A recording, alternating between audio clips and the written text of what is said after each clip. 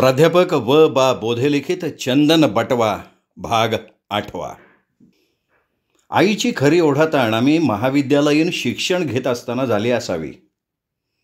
मी आणि प्रकाश कराडला राहायचो. हातानं करून खायचो. धाकटा उत्तम तासगावला मामाकडे होता. बहुधा त्याचं बरं चाललेलं असावं. आम्ही एका खोलीत 4-5 जण राहायचो. एका खोलीत 6 महिने ते वर्षभर. खोली बदलायचा निर्णय मी कधी घेत नसे, ते काम प्रकाश करायचा. तो आणि त्याची सायकल सतत फिरत असायचा. मला कुठलीही खोली चालायची, फक्त पटकन सापडावी एवढाच आग्रह. मला 17 ठिकाणी फिरणं आवडत नाही.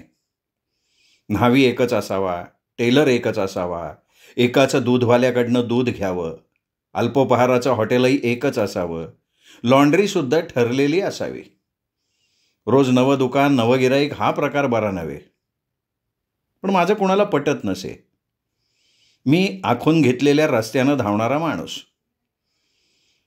पण खोल्या बदलल्या ते बरं झालं. निदान कराड शहर सर्व बाजूनी पाहून झालं.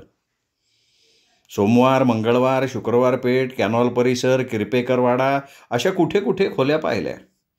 वर्ष 6 महिने मुक्काम ठोकला. पुढं नळावर राहायला गेलो. बहुधा ती शेवटची आणि सगळ्यात खराब खोली असावी. गुरांचा गोठा परवडला, पण ती खोली वाईट. आम्ही सगळेच बाहेर गेल्यानं आईवर ताण पडायचा. कौसाला तिने 6वीतनंच काढलं. घरात हाताखाली कामाला तिला कौसा सापडली. या काळात परिस्थिती तशी खराबच. बापूंनी तरी कोणाला पैसे पाठवायचे? आम्हा दोघांचं चांगलं चाललं होतं. नियमित पैसे यायचे. उत्तमला सांभाळायला त्याचा मामाच होता. पण आईचं, कौसाचं जीवन धावपळीचं होतं. दोघीही रोजगाराला जात, संध्याकाळी दमून भागून घरी येत. पावसाळा असला तर कुत्रं हाल खात नसे. तसल्या चिकचिकीत रापलेल्या अंगानं दोघी परत येत. टाळक्यावर गवताचं ओझं. आम्ही आपले कराडून आलो असलो की उंबरा धरून बसायचो. अंगावर इस्त्रीचे कपडे असायचे, जवळ छत्री असायची. पोत्याची खोळ पांघरण्याशिवाय दोघींना काय आहे? आमच्या शिक्षणाचा डोलारा या दोघींच्या कष्टावर उभा आहे. सलग 4 वर्ष बापूंनी स्वतःवर ठेवलेल्या संयमावर आहे. सातत्यानं पैसे पाठवण्यावर आहे. दोघींना जीवनात मिळालं काय? दिवसभर हातात खुरपं आणि अनवाणी पायानं भटकंती. कौसाचे कपडेही कुठे कुठे फाटलेले असत. आई तर 12 महिने दंड घातलेली लुगडी वापरायची. मी कराडून आलो की मला कुठे ठेवू, कुठे नको असं दोघींना व्हायचं. स्वतः बिनतेलाचं कालवण खातील, पण मला चळचळीत तेल घालून आमलेट करतील. घरात 2-4 कोंबड्या असायच्या. चोरांच्या तावडीतनं वाचल्या तर अंडी घालायच्या. आईला शेंगा भाजायला, पापड भाजायला फार आवडायचं. असलं वरचं चुरचुरीत खायला माझा अजूनही आवडतं आणि ही सवय आईनं लावलेली. शेवटपर्यंत तिच्या उशाला असलं काहीतरी खाद्य असायचंच. खारे शेंगदाणे, चिरमुरे, फुटाणे, फरसाण, लेमन गोळ्या, खजूर. उतारवयात अशा बऱ्याच गोष्टी तिच्या उशाला असत. मी नोकरीला लागल्यावर आठवड्याला आईला भेटायला जायचो. तिच्या सानिध्यात 1.5 दिवस राहायचो. पुन्हा नोकरीवर. पाण्यासारखा पैसा गेला पेट्रोलसाठी, पण मी आईसमोर नेहमी पैसा नगण्य मानला. आता आईवडील गेल्यानं गावाकडं जावं असं वाटतच नाही. पूर्वीसारखं रानही आता हाका मारत नाही. घरातल्या शेळ्या विकायचा निर्णय आम्ही घेतला तेव्हा तिला फार वाईट वाटलं. ओळी आंब्यात पाय घसरून पडल्यामुळे तिचा पायही दुखावला होता. पण आता बापू घरी असल्यामुळे निदान औषध पाणी करत होते. बापूंनीच पुढाकार घेतला. 1985च्या दरम्यान सगळ्या शेळ्या विकल्या. त्यांची दावी आईनी जपून ठेवली आहेत. त्यांच्या मेका, खुंट्या आजही जमिनीत कायम आहेत. तिनं लावलेलं शेवग्याचं झाड भलं मोठं झालंय. नारळ तर फळांनी लगडलाय. कापसाचं झाड फुललंय. केळीला केळी लागली आहेत. पण त्याचा आता उपयोग काय? त्या घराला कुलूप आहे. भाऊ वीज तोडायची म्हणतो. नळाचं कनेक्शनही बंद करावं म्हणतो. म्हटलं ठीक आहे, तोडून टाका सगळं. नाहीतरी आई गेल्यावर आता काय राहिलंय आपलं? त्या घराचे उपकार आहेत. ढासळता डोलारा कसा का असेना सांभाळायला हवा. रिकामं घरसुद्धा आईसारखं हात पसरून कदाचित आम्हाला बोलवत असेल. प्राध्यापक होईपर्यंत याच घरानं सांभाळलंय. उणीपुरी 27 वर्ष आसरा दिलाय. नंतरही 25 वर्ष आठवड्यातला 1.5 दिवस तिथंच घालवलाय. अलीकडे मी गावाकडे जात नाही. मी उदासीन असतो. ते घर मनात घर करून राहिलंय. दिवसभर डोक्यात तेच असतं. टाळायचं म्हटलं तरी टाळता येत नाही. घरातल्यांना वाटतं की आता हा निरामध्ये रमलाय. पहिल्यासारखं रान याला हाका मारत नाही. बघावं तेव्हा हा घोड्यावर बसत नाही. आपण जरा वाकडं लावलं तर नांगी टाकतो. आपल्याच विश्वास असतो. असे नका. ते गावाकडे जाण्यापेक्षा चांगलं. तिथं जाऊन सिगरेटी फुंकण्यापेक्षा घरात झोपून राहिलं तरी चालतंय. माझं विश्व मी आखून घेतलंय. अभ्यास, लेखन, वाचन, कॉलेज, भाषणं, विद्यार्थी, बास, फार दगदग नाही. पण तरी मनातलं गाव जात नाही. वाटावळणानिशी ते मनात रुतलंय. त्या मातीने मला जगवलंय, वाढवलंय, गुंतवलंय. माझी आई लग्न होऊन त्या गावात आली, त्या गावाचीच झाली. दगडमातीत गुंतत गेली. तिचं छोटंसं भावविश्व तिने फुलवलं. अकारण ती कोणाच्या खाजगी जीवनात घुसली नाही की कधी गाफीलही राहिली नाही. आपल्या भावकीत सहकार्यापेक्षा आडवे येणारे नाग जास्त आहेत हे तिने ओळखलं होतं. पिल्लं पोटाशी घालून 4 भिंतींच्या खुराड्यात ती जगत होती आणि नशिबावर हवाला ठेवण्यापेक्षा प्रयत्नांवर तिचा विश्वास जास्त होता. कष्टांवर दिवसाला गाठ मारता येते हा तिचा सिद्धांत. आमच्याही रक्तात हेच उतरलंय. क्षणकाळ विसावा म्हणून, गारवा म्हणून हे मठ, ही मंदिरं बरी वाटतात. पण माणसाचे हातपाय बांधून त्याला आळशी करणाऱ्या ह्या वास्तूत मीही फारसा रेंगाळत नाही. हात हलवले तर हातातोंडाची गाठ पडते. कष्ट केलं तर यश मिळतं. नाहीतर पिंडीवरच्या तांदळावर लक्ष ठेवून जगणाऱ्या पुजारी भटजींसारखी आपली अवस्था होते. श्रद्धा ठीक आहे, पण शेंद्री दगडाला इमान किती विकायचं हे आपणच ठरवायचं ना. आईनं हेच आम्हाला शिकवलं. तिला स्वच्छता, टापटीप, नीटनेटकेपणा कदाचित कळला नसेल, पण हे सगळं पोट भरल्यावर सुरू होतं हे तिने ओळखलं होतं. रात्र काळजीत जायची, दिवस कष्टात जायचा. भविष्याचा विचार करावा तर सारा अंधार दिसायचा. मग तिने हा जगण्याचा चिवट प्रवास एवढा निभावला तरी कसा? माझ्या आईला पक्ष्याचं मन लाभलं होतं. पाखरासारखी ती सतत सावध असायची. प्रत्येक पाऊल विचारानेच टाकायची. निर्णय तिचा तीच घ्यायची, तिचा तीच राबवायची. वाटेत अडचणी आहेत हे ती ओळखून असायची. दिवस मावळल्यावर अंधारात पोरांनी भटकणं तिला आवडत नसे. काही नाही, निदान कंदील जवळ असावा. केव्हा पायाखाली काय येईल सांगता येत नाही. ती मात्र रात्री अपरात्री रहमत पुरवून यायची. रोजगारास न यायला कायम तिला दिवस मावळायचा, पण अंधारातही तिला साप दिसायचा. टाळक्यावरचं ओझं टाकून आम्हाला म्हणायची, अरे किरडीवाल्यानो जरा खंदील घ्या की, बघा त्या दगडाजवळ लांबडं गेलंय. मग आम्ही कंदील नाचवत पळायचो. जनावर दिसल्यावर घावल त्यानं हाणायचं. आई खवळायची. तिला वाटायचं पोरांनी जनावर बघावं, पण ते दुसऱ्या कोणीतरी मारावं. मग ती विषारी सापाच्या गोष्टी सांगायची. त्यात काही तथ्य असायचं, काही कल्पनेचा अंश असायचा. नागाला वळसा घालून पुढं जावं हे तिचं तत्वज्ञान होतं. हातात बॅटरी घेतल्याशिवाय पोरांनी रात्री अपरात्री जाऊ नये हा तिचा आग्रह असायचा. मी तर या विषारी जनावरांच्या तावडीतनं अनेकदा वाचलोय. आईला पुढे काय घडणार हे कदाचित जाणवत असावं.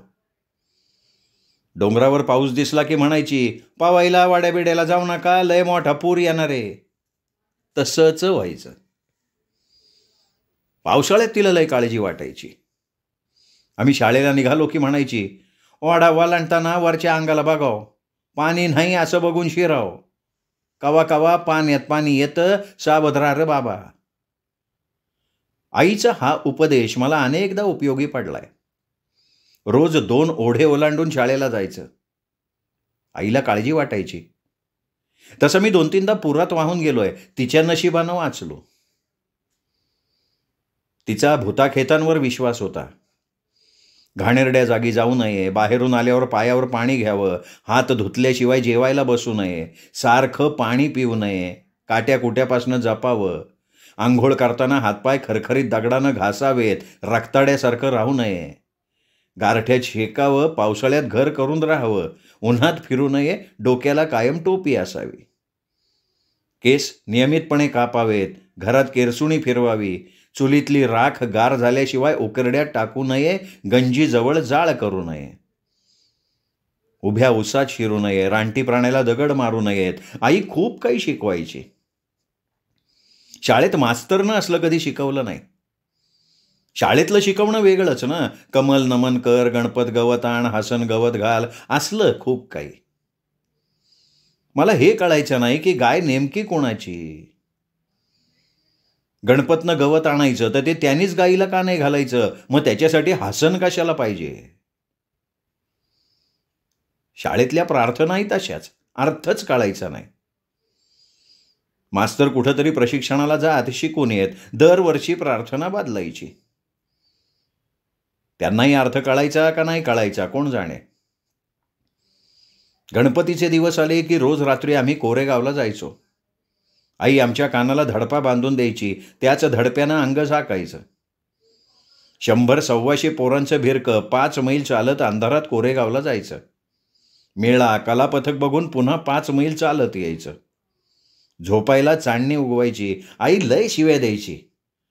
तू मला उठला गोळा रोगानो, काय गरज आहे का इतक्या लांब जायची? उद्या शाळा बुडवा रे, मग सांगते तुम्हाला. कशाला शाळा बुडवतोय? सकाळी उशिरा उठायचं, आंघोळ आटपून उतारा काढून शाळा गाठायची. एवढ्यातनं बी शेरडांना पाला आणला की आई खुश. तेव्हा एक बरं होतं, आईला खुश ठेवलं की इतरांना खुश ठेवायची गरजच पडत नव्हती. अभ्यास करणाऱ्याला, उतारा काढणाऱ्याला आई कधीही उठवत नसे. मोकळं बसणं तिला आवडायचं नाही. रात्री रानात आम्ही झोपायला निघालो की आईला खूप काळजी वाटायची. जागसूत झोपावं, चोरा चिलटापासनं सावध राहावं असं सतत सांगायची. तवा लय चोर. फासे पारदी तर बघाव तेव्हा फिरायची. मांग रामोशी पाचुंदा उचलून न्यायचं, बॉम्बला होतं गोफणीनं दगड हाणायचं. अण्णा, आप्पा, काका कायम रानात मुक्कामाला असायचं. त्यांच्या भ्यानं भूतं ओढ्यानं पाळायची. त्या काळात सुगीच्या दरम्यान बघाव तिकडं वस्त्या. एका हाकेवर आहेच वस्ती. बघावं तेव्हा धूर निघताना दिसायचा. खांडाच्या आरावर भाजलेला हुरडा लय चवदार लागायचा. आईला काय रानात कावा हुरडा मिळायचा नाही, कारण आमचा जोंधळा नसायचा. मी कुणाच्या बी जोंधळ्यातनं कंच वारबडून आणायचो. मग आई चुलीत 4 खांड पेटवायची, निखारा पाडायची, धगीव कंच भाजायची, साऱ्यासनी देऊन आपण बी 4 दाणं तोंडात टाकायची. कोणाच्या बी रानातनं कणसं आणली तरी माणसं काही बोलत नसत. उलट हाक मारून हुरडा खायला घालत. संक्रांत उलटली तरी 8-15 दिवस हे सुरू राहायचं. शेरडा कारडांच्याकडे बघितलं की तिला वाटायचं शाळवाचं बाटूक आणावं, त्यासनी पोटभर खाऊ घालावं. आम्ही पोरं कवा तरी बारकासा बेडका आणायचो. रातभर शेरडं ऊस चागळण्यावाने बाटकाच्या टिपऱ्या चागळायची. रान आहे म्हणून आपण आहोत. उठलं की काळ्या आईचं दर्शन घ्यावं. 4 भिंतींचं घर आणि 1.5 एकर रान यात आई पूर्णपणे गुंतलेली होती. बापूला कशातच रस नव्हता. पैसा हाच महत्वाचा. पैशापुढे माणसाला तो तुच्छ लेखायचा. रानात राबून आणि शेरडं पाळून पैसा मिळत नाही, तो मिळतो मटक्यावर, जुगारावर, रेसकोर्सवर, अशी त्याची धारणा होती. प्रयत्नापेक्षा नशीब माणसाला साथ देतं असं त्याला वाटायचं. आईचं वेगळं. रोज रोज चूल पेटत राहिली पाहिजे. माणसानं हातपाय हलवावं, कष्ट करून पोट भरावं, आयतं बसून काही मिळत नाही, ही आईची धारणा. माझ्या लहानपणी आमच्या घरी महानुभाव पंथाचे लोक यायचे. 2 पुरुष 1-2 बायका. अंगावर काळे कपडे. बायकांचे पुरुषांचे तुळतुळीत गोटे, झोळ्यासुद्धा काळ्या. माणसं फार गरीब, नम्रतेनं वागत. आमच्या देव्हाऱ्यावरील काळ्या रंगाची देवी त्यांना त्यांच्या पंचकृष्णांपैकी एक वाटायची. त्या मूर्तीला ते दुधानं न्हाऊ घालत, पूजा करत, जवळचा शिदा देत आणि जेवण बनवून द्या असं म्हणत. आई त्यांना कालवण भाकरी करून द्यायची. त्यांनी दिलेले हरभरे मीठ लावून भाजायची. रात्री ती माणसं मुक्काम करायची. उन्हाळ्यात घरासमोर अंथरलेल्या कशावरही बसायची. आसपासच्या आयाबाया जमत, मग देवाधर्माचं काही सांगत. सकाळी उठून भिक्षा मागायला जात, 11 वाजेपर्यंत घरी येत, मग पुन्हा देवदर्शन. काहीतरी खात आणि फलटणचा रस्ता धरत. आबासाहेबांच्या बाबासाहेबांच्या देवळात या असं जाताना सांगत. पुढे अनेकदा मी फलटणला गेलो, पण तो जिव्हाळा पुन्हा अनुभवता आला नाही. त्या देवळात ओळखीचं कोणी भेटलं नाही. 1968-69 पर्यंत ही माणसं माझ्या गावी येत होती. पुन्हा कुठे गडप झाली समजलं नाही. त्यांची निरागसता, सौजन्य मात्र संस्मरणीय. मी एकटा असतो तेव्हा मी माझाच असतो. घरात मुलाबाळात असतो तेव्हाही माझाच असतो. आता पोरं मोठी झाली आहेत, सर्व कामं करतात. मला फारशी धावपळ करावी लागत नाही. पोरं चटाटा कामं उरकतात. बायको दिवसभर घरातल्या घाण्याला जुंपलेली, तिला निवांतपणा नाही. पहाटे 5:30-6ला उठायचं, 6 खोल्या झाडायच्या, मग पोर्च पाण्यानं धुवून काढायचा. पोर्चसह साऱ्या खोल्यातली फरशी पुसून काढायची. घरात 3 मांजरं कुठंही घाण करून ठेवतात, रोजचा वैताग. बिचारी सगळी स्वच्छता सांभाळते. जीभ जरा जास्त तिखट आहे, पण वागणं तसं सौजन्यशील. साऱ्यांना चहा नाश्ता द्यायचा, मांजरांना दूध घालायचं, मग बसायचं धुणं धुवायला. पाणी भरणं, मोटर सुरू करणं असली कामं कधी पोरं करतात तर कधी मी करतो. आमच्या घरात चहा घेतल्यावर आपली कपबशी आपणच धुवावी लागते, ही सवय तिनीच लावली आहे. आम्ही 11:30 वाजता कॉलेजवरनं येतो तेव्हा ती धुणं बडवत बसलेली असते. भांडीवाली आली नाही तर भांड्यांचा गारडा असतोच. तिथून स्वयंपाक. तिला जेवायला 1:30 वाजतो, मग आवरावर. दुपारी अंग टाकायला 2-2:30 वाजतात. मग पेपर वाचत पडून राहते. पेपर वाचून संपतो ना संपतो तोवर 4 वाजतात. झोपावं तर नळाला पाणी येतं, कधी 3 वाजता सुद्धा येतं, कधी 3:30, कधी 4 वाजता. मग टाकी भरायची, बागेला पाणी सोडायचं. मांजरं नावाची माकडं उठून येतात, मग त्यांना दूध चपाती द्यायची. झोपेचं रोज असं खोबरं होतं. घरासाठी एवढे कष्ट बायको घेते, पण तिच्यात मी फारसा कधी गुंतलो नाही. 24 तास मनात रक्तात आईच. आई व्यतिरिक्त बाकी जग तसं माझ्या लेखी वर्ज्य. माझी पत्नी, मुलं माझ्या सुखासाठी धडपडतात, औषधं आठवणीनं घ्यायला लावतात, सिगरेट ओढू नका म्हणतात. मद्याची तर त्यांना विलक्षण चीड. हे सगळं कशासाठी? माझ्यासाठी. मग आई इतका जिव्हाळा मला त्यांच्याबद्दल का नाही वाटत? सारे माझ्या भोवती असतात, मी त्यांच्यात असतो, पण माझं मन मात्र पाखरागत गावाभोवती भिरभिरत असतं. ते उजाड घर महालासारखं माझ्या मनात तरंगत असतं. विसरायचं तरी कोणाकोणाला? साऱ्या आठवणींची साक्षीदार आई. तिला चोरून कधी काही केलं नाही.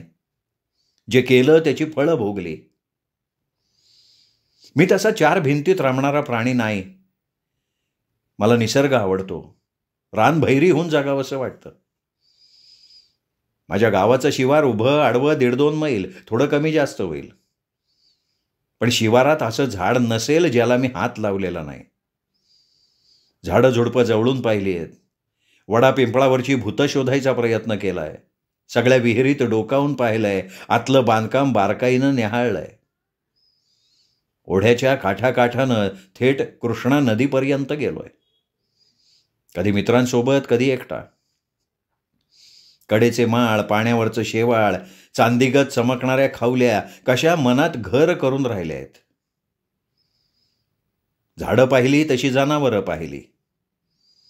साप, नाग, विंचू, विरोळे, अजगर, मांडगूळ, नाना जातींचे सर्प पाहिले.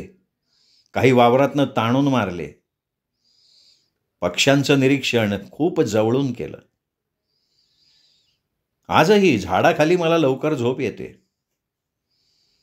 माझं भटकणं आईला आवडायचं नाही. अनवाणी पायानं पोरं भटकतात याची तिला काळजी वाटायची. मग ती हरिबा चांभाराला बोलवायची. तोही तोराट्याच्या काडीनं मापं घ्यायचा. महिनाभरात पायतानाचे नवे जोड घेऊन यायचा. पण माझ्या पायात चप्पल कधी टिकत नसे. देवळात तेलवात घालायला गेलो की विसरून यायचो. मासे धरायला गेलो की हमखास विसरायचो. आई खूप मारायची. पुढं कराडला कॉलेजात गेल्यावर चपला सांभाळायचं ज्ञान अनुभवातनं आलं. आई स्वतःच्या चपला जीवापाड सांभाळायची. तुटक्या सांधलेल्या त्या चपला तिला जीवापेक्षा प्रिय वाटायच्या. कवा घाणा गाळून आणला तर उरलेल्या तेलाची 4 बोटं ती चपलेला लावायची. तेल लावलेल्या चपला टिकतात ही तिची धारणा. टिकल्या नाहीत तरी कातड्याचा मऊपणा निश्चित वाढत असावा. पेंढीतलं तेल चपलांनाही मानवत असावं. माणसाच्या पोटाला अन्न तसं शेतीला शेणखत मिळावं असं तिला सारखं वाटायचं. एप्रिल मे मध्ये रानात लोक खत टाकत. बापूंचे पैसे आले की मग आई 4-2 गाड्या खत विकत घ्यायची. आम्हाला गाडी मागं रानात पाठवायची. मग तेवढ्या खतावर रान 4 वर्ष टुमटुमीत राहायचं. आमच्या उकिरड्यात एखादी गाडी सापडायची. राखुंडा आणि शेळीच्या लेंड्या, बाकी काही नाही. रानाला खत मिळालं की आई पोटभर जेवल्यासारखी समाधानानं बघत राहायची. मग दिवसभर ती रानातच असायची. चटणी भाकरी असल्यावर काही नको तिला. माझी मीठ भाकरी मला जलंबर जावी असं म्हणत राहायची. आईला कधी श्रीमंतीची स्वप्न पडत नसत. कुणाचं वैभव पाहून ती दिपून जात नसे. कोरी नवी वस्तू कोणी आणली तर हातातलं काम सोडून बघायला पळत नसे. आपल्या कष्टानं जे मिळतं तेच आपलं ही तिची ठाम धारणा होती. कोणाचा हेवा नको की दिपून जाणं नको. आपला मार्ग आपण चालत राहावा. आपला घास आपण मिळवावा. झाडावरची पाखरं कोणाला काय मागतात? स्वतः चारा शोधतात, घरटं बांधतात, पिल्लं काढतात, वाढवतात, शांतपणे जगत राहतात. झाड धरून पाखरू राहतं तशी आई रान धरून एकटी राहायची. फालतू गप्पात तिला रसच नसायचा. बघावं तेव्हा हातात खुरपं घेऊन पातीवर बसलेली असायची. तिच्या अंगाला हिरव्यागार गवताचा वास यायचा. मी नोकरीच्या गावाहून रानात गेलो की ती काम थांबवायची. जिथं भांगलत आली असेल तिथंच बसायची. मिसरीची डबी काढायची. माझी चौकशी करत 4 बोटं लावायची. पोरं कशी आहे ती? नीता कशी आहे? रवीला आणलं नाही वे रे? येताना आणायचं की एखाद्या पोराला. बस बस बस, कशाला मुठी गोळा करतोय गावताच्या? बस की, दमून आलायस. त्या फडक्यात भाकरी आहे, कालवणे शेंगदाण्याचं खा. अशा वेळी अंगावरच्या कपड्यांचंही मला भान नसायचं. तिथंच मातीत बसायचं, जेवायचं. त्या हिरव्यागार पातीवर सारा 8-15 दिवसांचा पाढा वाचला जायचा. शेजारी पाजारी, गुरंढोरं यांची वर्दळ कशी होते हे आई सांगायची. 8-10 दिवसात भांगलनातनं मोकळी होईन असं म्हणायची, पण ते होत नसे. कारण एक रान उरकेपर्यंत दुसरं तणानं फुललेलं असायचं. पण तिला भांगलायचा आळस नसायचा. मिसरी घासल्यावर चूळ भरत म्हणायची, दुनियेच्या जमिनी 8-12 आण्यावरती भांगाल्या. आपल्या रानात खपायला आपल्याला कसला आलाय कमीपणा? हे बघ आई, तुला 100 रुपये देतो, 4-5 रोजगारी लाव. कुठवर एकटी भांगलत बसणार तू? अरे रोजगाराचं काय खरं आहे बाबा? नुसती टिकल्या मारत बसते ती. अरे वसंत, 8 दिवस झालं राखेल संपलंय, तेवढा 5 लिटरचा डबा आण बाबा. गावात मिळत नाही? अरे मिळतंय सगळं. मी गेल्यावरच काढी लागती. तू दुकानात गेला तर देता येईल तुला. खरं म्हणजे स्वस्त धान्य दुकानातून तांदूळ, साखर, रॉकेल वेळच्या वेळी मिळायचं. निदान मला तरी ती माणसं नाही म्हणत नसत. जेव्हा रॉकेल यायचं तेव्हा आई रानात असायची. कळेपर्यंत सगळं मोकळं झालेलं असायचं. दिव्याला तेल नसायचं. मला वाईट वाटायचं, जवळ पैसे असून सुद्धा हे दारिद्र्य वाट्याला का? मला वाटायचं घर भरलेलं असावं. उगाच गुळ पावडरीसाठी दुकानात पळायची पाळी न यावे. दुकानदार काय लुटायलाच बसलेत. 8 आण्याची वस्तू ₹1.5 लावणार, वर तुमची सोय केली म्हणून मेहरबानी. तशी आई घरापेक्षा रानात रमायची. घर प्रश्न विचारायचं, अडचणी सांगायचं. रान नुसतं कणत राहायचं. पोटाला खत आणि पाणी मागायचं. ते नाही देता आलं तर बारक्या पोराच्या मऊ जावळातनं बोटं फिरवावीत तसं आईचं खुरपं रानाच्या अंगा खांद्यावरनं फिरायचं. मग रान सुद्धा फुलून यायचं. ते रान मुक्या भाषेत आईशी बोलायचं आणि मग साऱ्या शिवाराशीच आईचं हितगुज व्हायचं. श्रोते हो, हा होता प्राध्यापक W.बा. बोधे यांच्या चंदन बटवा या कादंबरीचा 8वा भाग. भाग कसा वाटला हे कमेंट करून कळवा. हा व्हिडिओ लाईक करा. मित्रपरिवारात, नातेवाईकात ही कादंबरी पहिल्यापासून शेअर करायला काहीच हरकत नाही. आणि हो, तुमच्याकडनं जर चॅनल सबस्क्राईब करायचं राहून गेलं असेल तर प्लीज चॅनल तेवढं सबस्क्राईब करा. तुमच्या मित्रपरिवाराला दीपक रेगे कथाकथन चॅनल सबस्क्राईब करायची माझ्यातर्फे विनंती करा. पुन्हा भेटूयात 9व्या भागासह उद्या. तोपर्यंत नमस्कार मित्रो.